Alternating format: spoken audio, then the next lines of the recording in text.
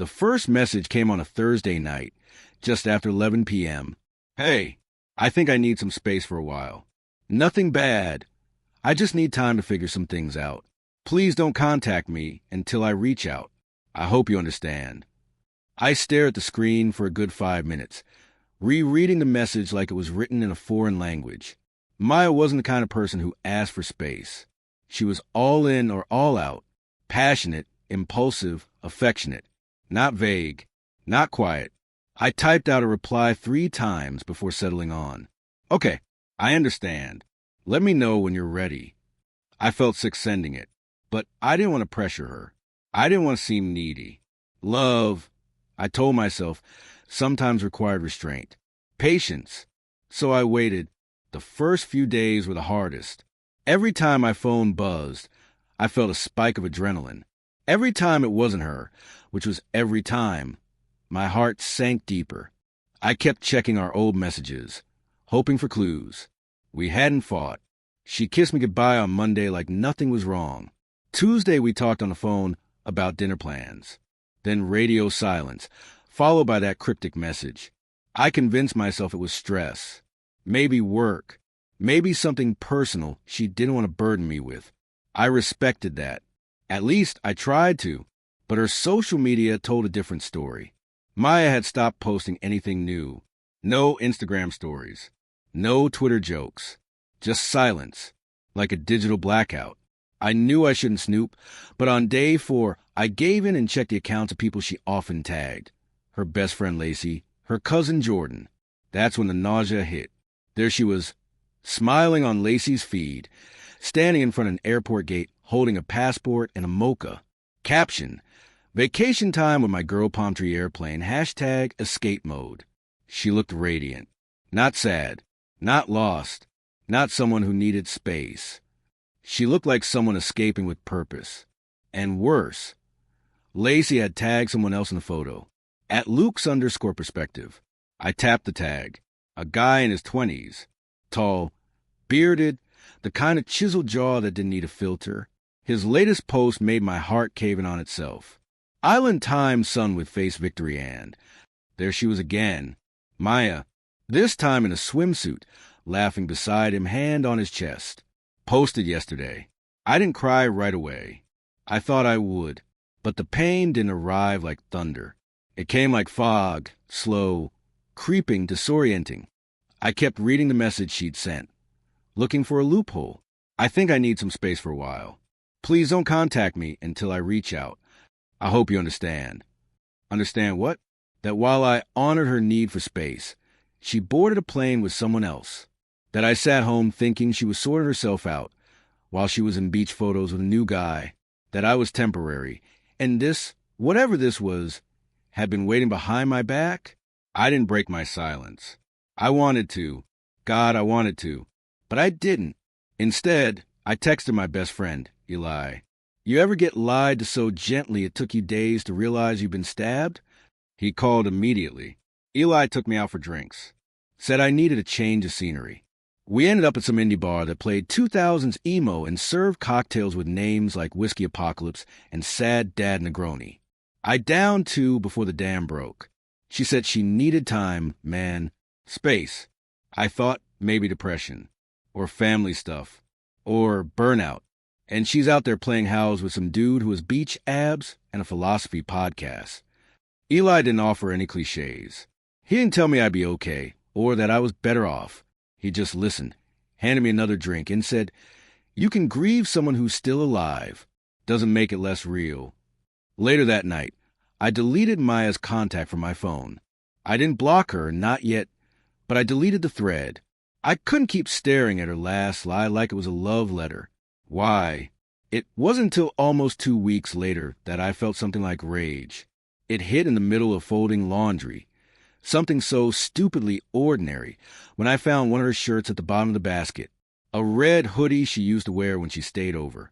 I held it, sniffed it, and then realized what I was doing. I wasn't hoping she'd come back. I was hoping she'd say she made a mistake, that it was what it looked like, that she still loved me. That's when the switch flipped. I didn't want apologies anymore. I wanted distance. I wanted to heal without craving explanations from someone who'd already ripped me out of their story. I finally blocked her on everything. Instagram, WhatsApp, Twitter, even Venmo. The whole digital graveyard.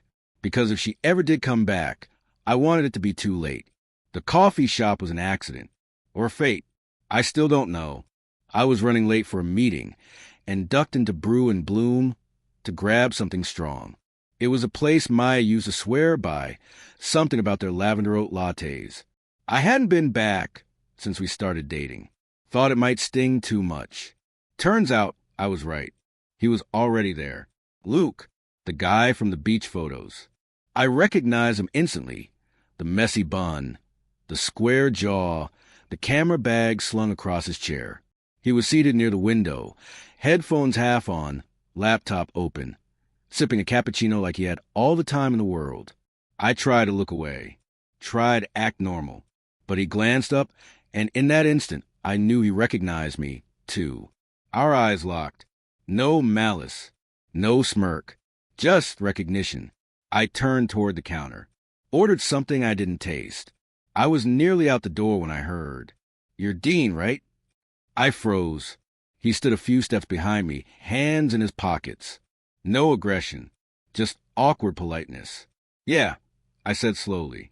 "And you're Luke." He nodded. "Can we talk?" "Just 5 minutes. You probably hate me, but I think you deserve to hear something." The conversation I never expected. I almost said no, almost walked out and never looked back. But something about his voice, soft, honest, weirdly remorseful, stopped me. We sat at a quiet corner booth. I didn't drink my coffee. "I didn't know about you," he started. Not until we were already involved. I didn't respond. Let him sit with the silence. "She told me you two had broken up a while ago. Said she was just trying to find herself. Take some time before diving into anything serious." He shook his head, looked down. But then she showed me a photo from a trip you two took. It was dated like 2 weeks before she and I met. I clenched my jaw. So she lied to both of us. "Yeah," he said quietly. "I ended it last week." That made me blink. "You what?" Luke nodded, sipping his drink. I saw the pattern. How easily she slipped between truths. I realized I wasn't special. I was just next.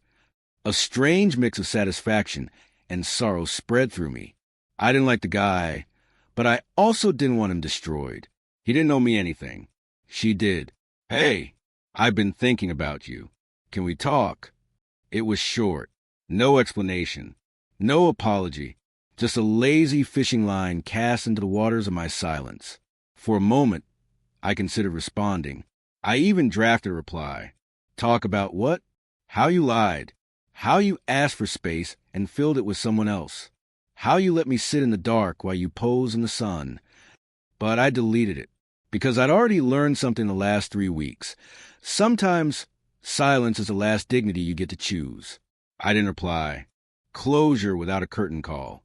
I turned toward the stairs. "I don't hate you," I added over my shoulder. "But I'm not interested in recycling something you threw away." Maya didn't follow.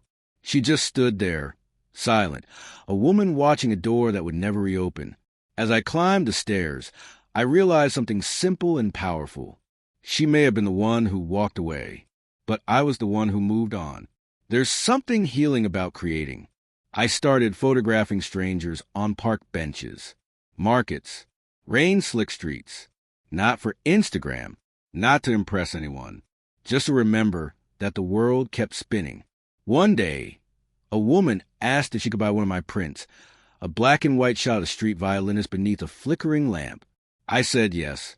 It was the first time I felt proud of something that had nothing to do with her. I wrote her a letter one night, not out of longing, but as a final goodbye. I never mailed it, but it went like this. "Dear Maya, you asked for space and I gave it to you. I thought it meant growth, healing, maybe even hope. But what you really wanted was distance without consequence. You wanted time without loyalty. You wanted freedom with the safety net of my silence. You didn't just leave. You misled. You let me wait in the dark while you lit bonfires with someone else. And now that the flames burned out, you come looking for the warmth you abandoned. But I'm not cold anymore. You taught me how to stop chasing ghosts, how to sit in pain until it breaks into clarity, how to love myself louder than your absence. So no, we won't talk again. Not because I hate you, but because I finally love me more than I love the idea of us. Take care. Dean. It's been 2 months since she said, I need space. What she didn't realize is that while she was gone, something changed. Not in her. In me. She left me waiting in silence. But I used that silence to rebuild, to reshape who I was without her orbiting my identity. I no longer flinch when I see a photo of her. I no longer replay our conversations like puzzles missing pieces. I no longer wonder if she'll reach out again. Because the truth is, she doesn't get to anymore. Not because she isn't capable, but because I'm no longer available. On day 90, Dean prepares for his first photo exhibit, a show called While You Waited. Just before the event, a final twist brings an unexpected visitor to the gallery. But this time, Dean doesn't need closure. He is the closure. The gallery wasn't huge, just a reclaimed studio on the east side with track lighting and unfinished concrete floors. But to me, it felt like a cathedral. My first photography exhibit was called While You Waited, a title Eli helped me come up with, a nod to everything I'd endured, everything I created in the wake of heartbreak. 24 photos lined the walls. Not one of them featured Maya, but she was in every shot, in spirit, in shadow, in absence. Images of empty benches, people caught mid-step, soft reflections in cafe windows. The world moving, healing, living, while someone somewhere still waited. By 6 p.m., the room was filled with warm laughter, quiet admiration, soft jazz humming through the speakers. People were studying my work, asking questions, nodding thoughtfully. I stood near the back, drinking sparkling water, trying not to cry. Not from grief, from pride. This was mine. All of it. At 6:43 p.m., I saw her. She walked in quietly. No announcement, no entourage. Just Maya, in a dark coat, hair pulled back, heels clacking against the gallery floor like punctuation marks on a silent sentence. She hadn't changed much. Maybe a little thinner, a little softer around the eyes. But she still moved like she belonged anywhere she walked into.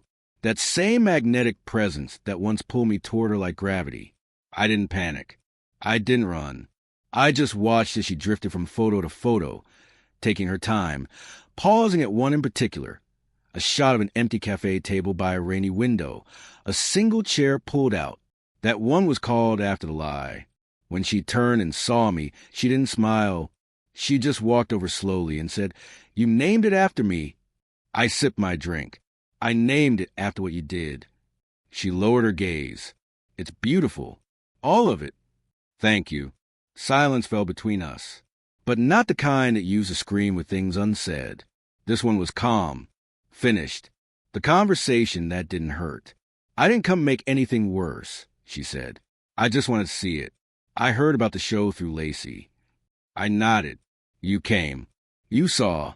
And now... She took a breath. I was hoping we could talk. Not about getting back together. I know that's not happening. But just as two people who meant something to each other. I looked around the gallery. The people, the art, the light. I think we already did, I said. She gave a sad smile. You've changed. Yeah, I said. I had to. Maya looked like she wanted to cry, but didn't. I'll go now, she said softly. She turned and walked toward the door. She didn't look back, and I didn't follow. 3 days after the exhibit, I woke up and realized something astonishing. I hadn't thought about Maya once a day before. Not when I brewed my coffee. Not when I texted Eli photos of the final exhibit tally. 9 prints sold. Not when I walked past her favorite bookstore. She was no longer a shadow on the wall. No longer a whisper at the back of every moment. She was history, and I had stepped out of the past. 1 year later. I teach beginner photography now. 1 night a week, 8 students, half of whom have no idea how to work their cameras. But they're eager. They ask questions. They want to see. On the last night of each session, I give them the same assignment. Capture a photo titled What I Survived. Some take pictures of old homes, some of scars. One once brought a portrait of herself smiling through tears. Each photo is a heartbeat. Each frame, a proof of life. Epilogue, a letter to the future me. Sometimes, late at night, I reread the letter I never sent her and realize it wasn't for her at all. It was for me, for the version of me who thought love was measured by waiting, for the version who mistook silence for strength, for the version who would have answered her text at 2 a.m. just because his heart still remembered how her name felt. That version is gone now, and in his place is a man who knows. What you focus on defines your story, and I'm done focusing on those who walked away.